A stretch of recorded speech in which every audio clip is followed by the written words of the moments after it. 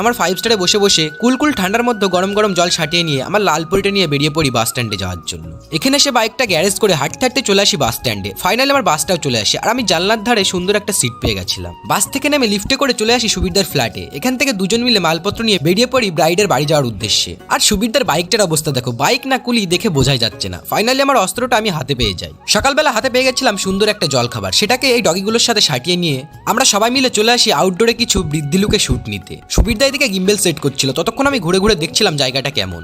Photographer এদিকে ব্রাইডে shoot নিচ্ছে আর আমি ঘুরে ঘুরে শুধু ভিডিওই বানাচ্ছিলাম। আমি আজ কোনো কাজে আসিনি, জাস্ট ভিডিও বানানোর জন্য সুবিরদার সাথে কথা বলে এসেছিলাম।